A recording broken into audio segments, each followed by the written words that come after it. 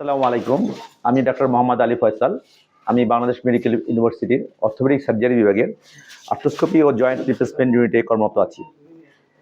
আজ আমি আমার একটা রোগী, ওর নাম নূর জামাল। ওর বয়স ১৯ বছর। ৬ মাস আগে খেলতে যেয়ে পড়ে যায়। তারপর থেকে ওর ডান শোল্ডার জয়েন্টে আঘাত পায় এবং এর পরিপ্রেক্ষিতে ওর ডান শোল্ডার জয়েন্টটা ডিসলোকেশন হয় এবং এর পরবর্তীতে আরও কয়েকবার ওর ডান শোল্ডার জয়েন্টটা ডিসলোকেশন হয়। তো এই সমস্যা নিয়ে ও আমার কাছে আসে। আমার কাছে আসার পরে আমি ওকে এক্সামিনেশন করি এবং পাশাপাশি একটা এমআরআই দেই এবং এক্স রে দেই। তো এক্সামিনেশনে আমি দেখতে পারি যে ওর অ্যাপ্রিহেনশন টেস্ট পজিটিভ, অর্থাৎ আমি যদি ওর হাত অ্যাবডাকশন করি এবং এক্সট্রাকশন করি, সেক্ষেত্রে দেখা যায় যে ও ভয় পায় এবং মনে হচ্ছে যে ওর হাত ছুটে যায় এবং ও ঢিল মারতে পারতো না। এই সমস্যা ছিল এবং ভয় হয়তো মাঝে মাঝে হাতটা ছুটে যায় কিনা। এবং এমআরআই তো আমি ফাইন্ডিং পাই যে ওর অ্যান্টিরিয়র ব্যাঙ্কার লেশন আছে। তো ওর এই সমস্যাটাকে আমি ওকে বুঝিয়ে বলি। বুঝিয়ে বলার পরে ও বুঝতে পারে যে এটা অপারেশন, যেহেতু ওর বয়স ১৯ বছর, এই বয়সে অপারেশন ছাড়া অন্য কোনো অপশন নাই। তো ওকে আমি এই কথা বলার পরে ওকে আমি ২টা অপশন দিই যে এই অপারেশনটা না কেটে ছিদ্র করে আর্থ্রোস্কোপির মাধ্যমে করা যায়, আরেকটা হচ্ছে কেটে করা যায়। তো আর্থ্রোস্কোপির মাধ্যমে করলে ফুল মুভমেন্ট পাওয়া যায়, অর্থাৎ এই রোগী আগে যে সব কাজ করতো সব কাজ করতে পারবে ভবিষ্যতে। এবং আর কেটে করলে দেখা যায় যে আগের মতো সব কাজ করতে পারে না এবং অনেক সময় অনেক মুভমেন্ট রেস্ট্রিকশন হয়, সেক্ষেত্রে এক্সট্রা রোটেশনটা রেস্ট্রিকশন হয়।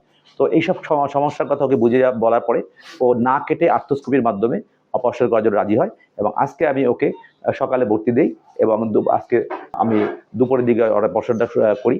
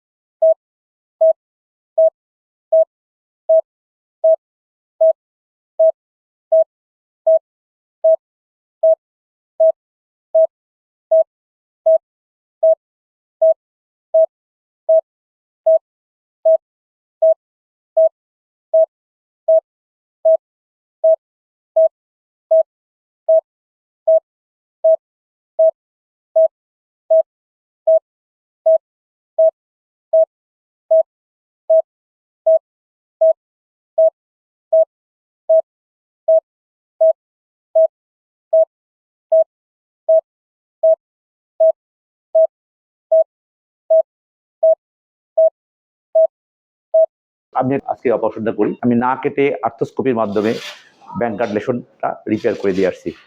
তো ধন্যবাদ আপনাদের সবাইকে। নূর জামানের জন্য দোয়া করবেন, হাতটা সম্পূর্ণ ভালো হয়ে যায় এবং আগের মতো ও সব কাজ যেটা করতে পারে।